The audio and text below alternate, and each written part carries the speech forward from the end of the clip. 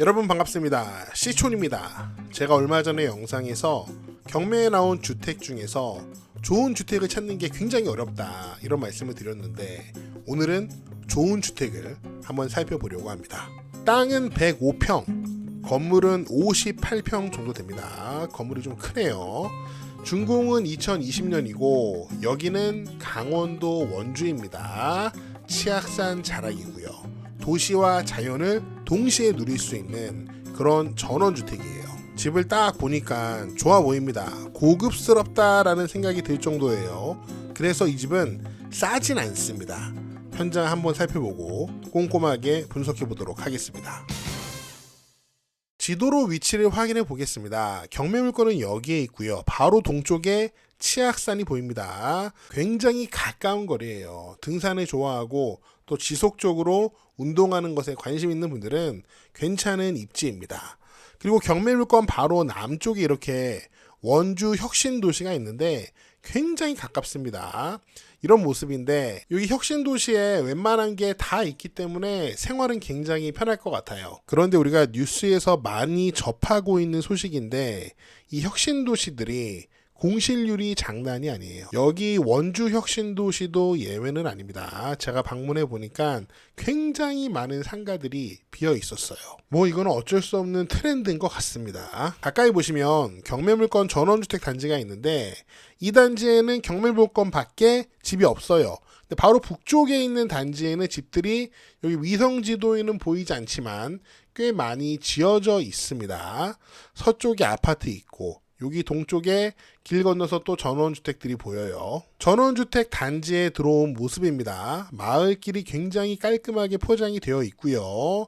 바닥에 전기, 수도 등 생활 인프라들이 다 매설이 되어 있습니다. 당연히 도시니까 이렇게 되어 있어야죠. 바로 옆에 이렇게 아파트가 보이는데 이미 입주가 된 아파트고, 제가 가보니까 요 길로 아파트 주민들이 왔다 갔다 하시더라고요. 자, 이게 경매 물건이에요. 그리고 경매 물건 뒤쪽, 즉 북쪽으로는 이렇게 주택들이 이미 지어져서 들어와 있고요. 경매 물건의 토지를 보시면은 아까 말씀드렸듯이 105평인데 울타리를 보면은 굉장히 경계가 명확한 것을 우리가 딱 직감할 수 있습니다. 검정색 철제 울타리 아름답죠? 요 뒤에 있는 거는 뒷집입니다. 뒷집. 집을 보니까 여기에 도시가스 파이프가 보입니다. 당연히 원주 시내니까 도시가스 들어와야죠. 자, 이 집은 58평인데 건축물 대장을 보니까 일반 목구조, 목조 주택입니다. 사용 승인은 2020년 11월이고요. 지붕 마감재는 아스팔트 싱글인 걸 확인할 수 있고, 눈이 많이 오는 지역이니까 이렇게 경사지붕 좋습니다. 자, 외부 마감은 일부는 이렇게 대리석으로 석재 붙임했고요. 대부분은 감정평가서를 보니까 드라이비트로 마감을 했다고 쓰여 있더라고요. 집의 모습을 한번 확인해 보십시오. 만 4년밖에 되지 않은 집이라 굉장히 깔끔한 외관을 자랑하고 있는 것을 확인할 수 있습니다. 정원의 모습도 간결하고 깔끔하죠? 자, 평면도를 한번 볼게요. 1층인데요. 데크를 지나 현관에 들어가서 오른쪽으로 거실과 주방이 있습니다.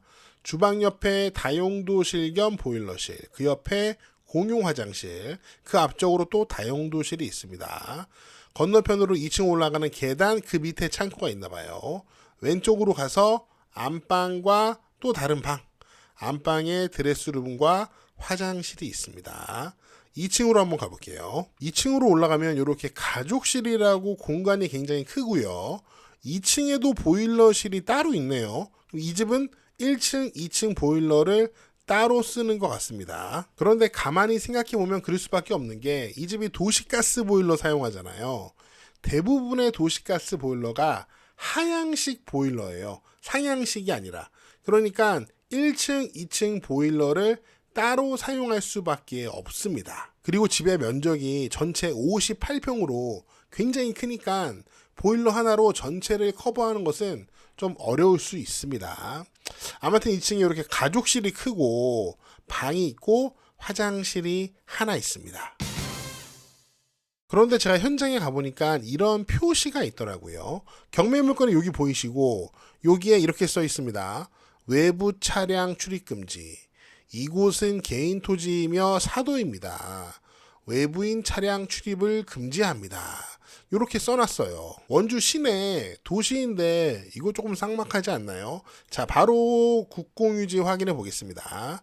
경매물건 여기에 있고 요 전원주택 단지 내 도로 보시면은 국공유지가 아닙니다. 주황색과 초록색으로 표시된 땅들이 국공유지거든요. 그러니까 요 전원주택 단지 내의 도로는 사유지 도로 맞습니다. 그래서 아까 그 표시가 딱 여기를 딱 막고 있었어요. 자, 이 토지 사도 개인 땅이라는 요 토지의 소유 구분을 확인해 보면 개인 땅 맞고요. 공유인 수가 5명이라고 표시가 되어 있죠. 자, 그런데 이 공유인 5명이 누군지 알 것 같아요. 왜냐면은 이 전원주택 단지 내에 분양이 된 토지가 5개예요. 이 땅, 이 땅, 이 땅, 이 땅, 요 땅. 이렇게 분양이 돼서 여기에만 건물을 지었고 이렇게 나머지 땅들은 아직 건물이 올라가지 않았죠. 이분들이 이제 도로 지분을 매수를 한 것 같습니다. 자, 그런데 생각해 볼 부분이 있습니다. 현재는 이런 모습인데 아주 옛날에는 여기가 이런 모습이었어요. 여기 보니까 공원의 일부였던 것 같습니다. 큰 도로도 당시에는 없었고요. 그리고 제가 토지 등기를 확인해 보니까 2015년도에 한 법인이 이 토지를 구매해서 이렇게 전원주택 택지로 개발을 한 것 같고 분양을 하는 중인 것 같습니다. 아직도. 그리고 이 도로가 전원주택 안에 있는 이 도로가 사도이긴 하지만 이 전원주택의 도로로 사용되고 있죠. 또 그걸로 만들어진 거고요. 그래서 우리가 관련해서 배타적 사용수익권을 포기하는 사례로 여러 번 공부한 적이 있습니다. 한번 읽어볼게요. 토지 소유자가 일단의 택지를 조성 분양하면서 개설한 도로는 이 도로죠. 다른 특단의 사정이 없는 한 토지의 매수인을 비롯하여 그 택지를 내망하는 모든 사람에 대하여 그 도로를 통행할 수 있는 권한을 부여한 것이라고 볼 것이어서 토지 소유자는 그 토지에 대한 독점적이고 백타적인 사용수익권을 행사할 수 없다. 2009년 대법원 판례입니다. 그리고 여기 도로에 전기, 수도, 오수 이런 게 매설된 것을 확인할 수 있었죠. 또 읽어보겠습니다.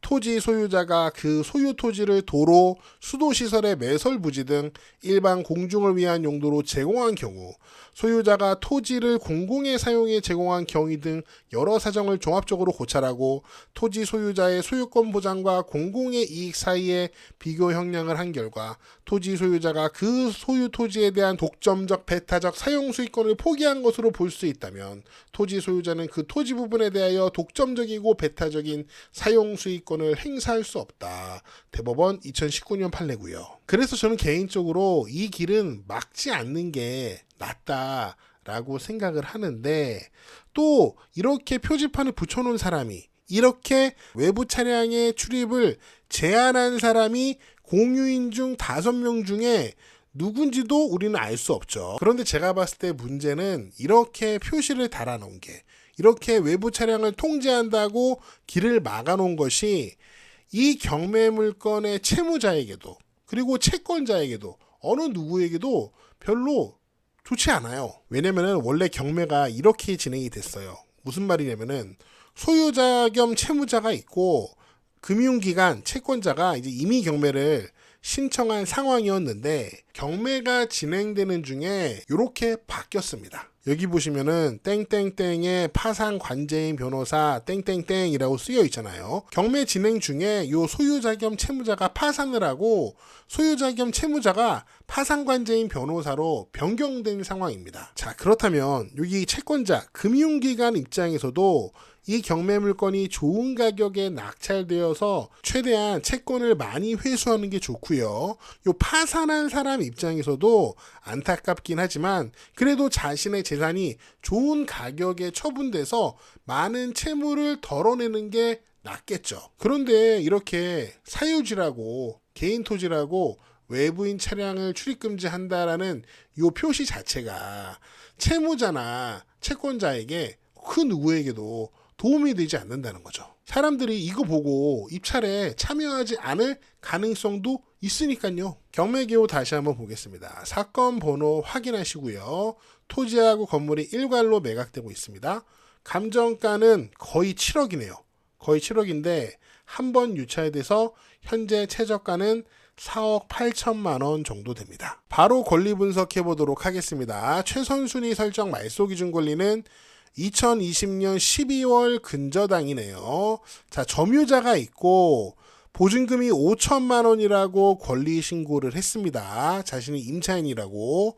자, 그런데 전입일자가 2023년 6월 13일로 말소 기준 권리 2022년 12월보다 한참 느리죠. 대항력이 없습니다. 낙찰자에게 대항할 수 없기 때문에 입찰하실 분들은 이 5천만 원짜리 임차인은 큰 걱정을 안 하셔도 될 것 같습니다. 다른 권리들을 보면은 굉장히 많습니다. 모두 합해서 15억 정도 되는데 모두 다 이거 말소 기준 권리보다 날짜가 늦기 때문에 경매 과정을 통해서 말소가 되고 낙찰자에게 인수가 되지 않는 것으로 보입니다. 제가 보기에는 이것만 해결되면 더 많은 사람들이 관심을 갖고 좀 마음 편하게 입찰을 할 것 같은데 이것 때문에 굉장히 부정적인 영향이 있는 것 같아요. 네, 제가 준비한 내용은 여기까지고요. 여러분은 어떻게 보셨는지 다양한 의견을 댓글로 남겨주세요.